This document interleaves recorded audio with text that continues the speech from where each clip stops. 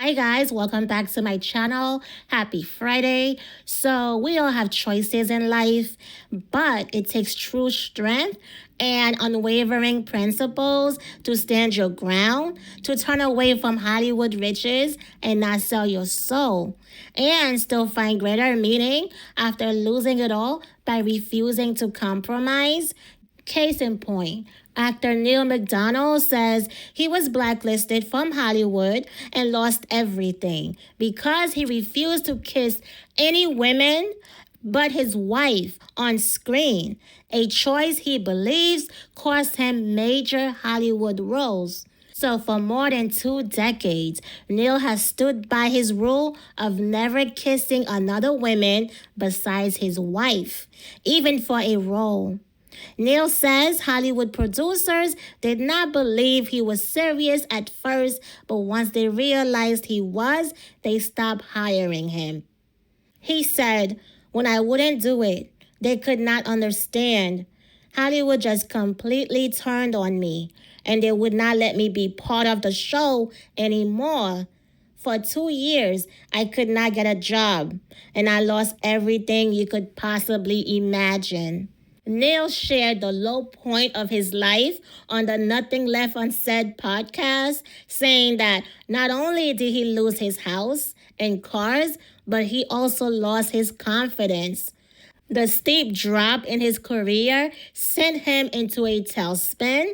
He says he started drinking and lost his identity until his wife, Ruth McDonough, helped him find his way out of the dark place. See what turn it all around for him. Check out the clip. I always had in my contracts that I wouldn't kiss another woman on screen. And my wife didn't have any problem with it. It was me really who had a problem. And I was like, yeah, I don't want to put you through it. I know we're going to start having kids, and I don't want to put my kids through it. So I decided that I was going to be the villain du jour and be the best villain on the planet. And I think I kind of achieved that, to an extent of all the films. I can't tell. I was sitting in the makeup chair about a year ago, and I was getting ready for another death scene, as I always do. And the makeup artist said, guess how many death scenes you've been in? I tallied them up last night. I'm like, oh, I don't know, 25? And she says, no, this is your 63rd. I mean, that's got to be some kind of record, because they're not like small little background extra deaths. They're always these big villain, bad guy deaths, which I'm very, very proud of. And a lot of people say, well, you kill thousands of people in all of your movies, sometimes millions, and you won't kiss another woman on screen. I'm like, yeah, but you're not really killing anybody, and it's kind of funny on the day when we're doing it. But intimacy is a whole different thing for me. So when I wouldn't do it and they couldn't understand it, Hollywood just completely turned on me, and they wouldn't let me be part of the show anymore. And for 2 years, I couldn't get a job, and I lost everything you could possibly imagine. Not just houses and material things, but your swagger, your cool, who you are, your identity, everything. My identity was an actor, and a really good one. And once you don't have that identity, you're kind of lost in a tailspin. And I was in a big, ugly tailspin for a couple of years. And it still took me a couple of years thereafter to kind of break the habit of, am I really in the show, or is this just kind of a part-time thing? They kind of letting me back in. I'm not so sure. And I drink more. I never drink during the set, never drink during work, because I love my craft. I love my craft so stinking much. And I take it with the utmost seriousness in everything that I do. But after work or days off or anything, I'd still feel like I wasn't a man. I didn't feel like that I was doing the right things, or something was just wasn't clicking. And then it was finally Reve saying, you need to go back to church. You need to, because I used to go to church daily. And I kind of would go to church on Sundays, and I'd probably half in the wrapper when I go to church on Sundays, and it's kind of, get through stuff. But then when I stopped drinking, and everything just kind of changed, literally the clouds parted. I was like, oh, I don't need this crutch. Oh, people are calling me. Oh, I am successful. Oh, I do like myself again. Okay, I am God's child, and I have a job to do. Stop wallowing in self-pity, dust yourself off, and go hit it hard. And ever since that day, I've hit it as hard as possible. And, at 59 years old, I'm more busy than I've ever been in my whole life, because I have this clarity, I have a goal, and I have a vision. I have one boss, and it's God, and I'm going to do whatever it takes to make my boss happy. So Neil is known for his roles in Desperate Housewives, Suits, and Yellowstone. I think this guy plays one of the best bad guys I've ever seen.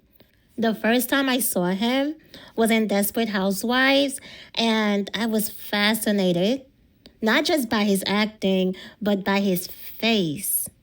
Those piercing blue eyes and that bleached hair with the icing on the cake. Did you know he's actually a ginger? His natural hair color is red. He said he had freckles and everything.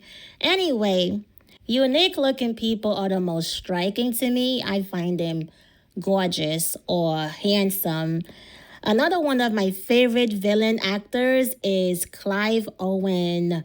He's got that unforgettable look too. Okay, remember him in the movie Inside Man with Denzel Washington. That movie was so good, so good. And then there's John Voight, Angelina Jolie's dad, another actor who plays a great bad guy. And none of these men look alike, but each has such a unique appearance that it intensifies their villain roles. You know what I mean? So, anyway, eventually, Neil got to play the good guy in The Last Rodeo, a movie he wrote and starred in. And in a full circle moment, he finally kissed. Okay, he finally kissed a co star on screen. And guess who he was happy to kiss? You've got to see the clip, so check this out. Why did you refuse to kiss your co-star? And what made it okay for you to break your own rule after all these years? Well, my wife is really hot. That's the other thing. She's a good-looking woman, and everything else pales compared to my wife, Reve. So, but in seriousness, it was just something I was never comfortable doing. And so when I wrote The Last Rodeo, I wrote 3 flashback scenes for my deceased wife, and in 2 of the scenes, I have to kiss my wife. So I convinced my wife, Reve, I'm not doing this movie. And it was financed, it was ready to go, and director set, and I said, I'm not doing the movie unless you play my wife, because I'm not going to kiss some other woman on screen. And she's like, well, I'm not an actor. I'm like, well, you are now. So let's go. And she was a supermodel. She'd been on stages. She knows the pressure of the spotlight and all that stuff. So when it was game day, she was so prepared and so ready, and she crushed it. She was so great in the movie. And to kiss my wife, my real life wife, in a movie that I wrote and produced and gave glory to him in, I can't imagine, Tim, anything really better than that in my life when it comes to my career, because it's finally one of those things where, all right, I made it and I did it our way. We did it, and we made a beautiful film that's made money, that everyone's loving, that the reviews are crazy for. I've never... Not to keep going back, and it was a dark time for you, but you're on set, they say, hey, now we're going to do this scene where you're going to, kiss the co-star, and you just said, no, it's in my contract. I'm sure they tried to pressure you, and you just stuck to your guns. I mean, did you ever even consider folding at that point? No. They they came to my trailer, and the wardrobe lady says, would you like to be wearing a sock? Excuse me. Would you like to be wearing a sock for the scene? I'm like, a sock? And I said to her, I said, I'm from Cape Cod, and I don't wear socks. I've never worn socks. I'm a loafer and no socks guy. And she's like, what? And she closed the door and she walks away. I'm like, that was the oddest question I've ever had in my life.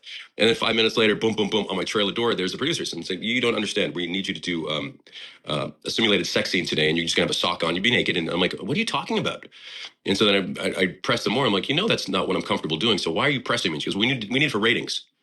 I'm like, we're shooting a pilot. The show hasn't even out yet. What do you mean ratings? What are you talking about? I'm an actor. I'm not that guy. And they said, well, unless you do it, we're going to have to replace you. I'm like, well, then replace me, because I'm not going to do it. And they fired me. And I remember flying home from Albuquerque and flying over the desert in New Mexico and realizing, okay, I just got fired from a TV show. I'd have a better chance of surviving in that desert than surviving when I land in Hollywood. And I was right. And I didn't tell Reve. We're on a hike with 2 of our little kids at the time, and my lawyer calls me and said, "Okay, so they're suing you. This is not a good thing for you, Neal. You sure you don't want to go back and think about it again?" I'm like, "No, I'm not going to think about it again. You know me." He goes, "Well, I figured that. So just know that this is going to be a very painful, costly ordeal, because my agent left it out of the contract. So it was just this awful, ugly time, and." It cost me a lot. And would I do it again? You're darn right I would. Would I like to go through that pain again? No, I wouldn't. Thank you very much, sir. Thank you, no. But if I had to, I would, because I knew I did the right thing for my marriage. I knew I did the right thing for him, and I knew I did the right thing for me. Really, deep down inside, in my gut, I knew I did the right thing. So sometimes pain is the right thing to go through to make sure. How beautiful is that? I watched the entire 1 hour and 40-minute episode, and it was fantastic. He spoke about his principles growing up in Massachusetts as the son of a hardworking Irish immigrant and the values his mother and father instilled in him. He talked about his faith, how he returned to church, and his deep relationship with Jesus. He also opened up about his love for his wife and kids, and how, as a child, he thought he was dumb because reading was so difficult for him. He was often in special, what do you call it? Special need classes, and he was bullied by other kids until he learned in college at Syracuse that he had dyslexia. I think I'm saying it right. Dyslexia. Yeah, he had dyslexia as a child. He also had a lisp and he stuttered. He would stutter. So to go from that to becoming known for his voice and being in countless commercials is an incredible story of overcoming adversity. What else he said? He said, listen, that episode was fantastic. It was so good.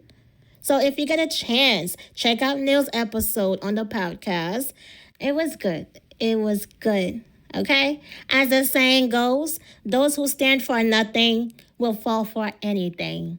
I love it. I'll end with this clip of Neal gushing over his lovely wife. They are just so adorable. They're so cute. Check this out, you guys. Thanks for tuning in. Don't forget to like, subscribe, and hit that notification bell so you don't miss any update. And I will see you on the next one. Peace. From all the kids, from coaching them in sports to coaching my daughter in dancing or acting lessons, I always want to be there with the kids because I want to give them all the great information that I've absorbed in my life and help them be the best version of their lives that they can possibly be. They have to do it themselves, but if you can kind of teach them and be there with them, you can tell them things and it goes in one ear and out the other. But if you show them things and actually walk the walk, then you're really helping your kids, and building the next generation of McDonough's and the next generation of Greens, right? So that's what Reve and I are. And Reve is on the board of everything at the schools while she's running my career, while she's producing movies with me and acting in movies. So we're very, very busy. But I met Reve the first night I got into town on St. Patrick's Day 2000 in London. And we walked into this bar. I was with the guys, this nightclub. And for some reason, she was on the door that night. She was running PR for a bunch of clubs at 21 years old. And I walked, and I saw her, and I just kind of lost my mind immediately. There was this girl in this long black leather coat and these black boots and 6'3", and I'd never seen anything like that before. And then I walked up to her, and I couldn't, and I'm pretty good at speaking. I couldn't think of anything to say, and the only thing that popped out of my mouth was, "Gee, you're tall."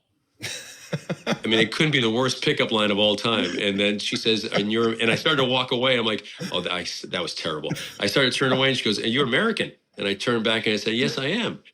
And then we just started talking. And the next morning I was off for boot camp for 2 weeks for Band of Brothers. And the whole time, all I could talk about was this girl. And I was driving the guys nuts. I said, "I'm going to marry this girl." I'm like, "Dude, you've known her for 6 minutes. What are you talking about?" I'm like, "I know I'm going to spend the rest of my life with this girl." And they thought I was nuts. And then the first night we got back, we had a party for all the guys. I went to this restaurant, and I said, "Please find this girl and make sure she's there that night because I need to see her again." And she showed up. Reve showed up, and we spent about 5 minutes with each other. And then I said, "There's something I have to do." And I started to walk out. And Jimmy Matteo, who's one of my best friends of Band of Brothers, goes, "Where are you going?" I'm like, "Something I can do." And he goes, "That's the girl you drove us nuts for 2 weeks talking about her, and you're leaving her?" I'm like, "There's something I got to do, Jimmy." And I walked home to my flat in London, called the girl that I was dating at the time and said, "I got bad news for you. I'm getting married." And she's like, "But what do you mean you're getting married? How long have you been cheating on me for?" I'm like, "Well, I really haven't. I've known this girl for maybe 10 minutes, but I know I'm going to spend the rest of my life with her." And she was like, "Okay." And that was it. And then the next day I called her the next morning. I said, "You want to have some pizza tonight?" And we went out and had a date and had pizza. And we've been together every day ever since. And care for what you wish for in life. I was wishing for someone to get me through life and be a partner in life and start having a family. And And it happened. And I was 33 years old at the time. So I was much older. I'm 12 years older than Reve. And I never thought it was going to happen. I never thought my career was going to be where it was. And all these things that I never thought was going to happen. And then God said, all right, it's your time now. Now, here you go. Here's the ball. Go run with it for me. And I've been running with it for the last 25 years as hard as I can. And I'm here now. So I couldn't be happier or prouder.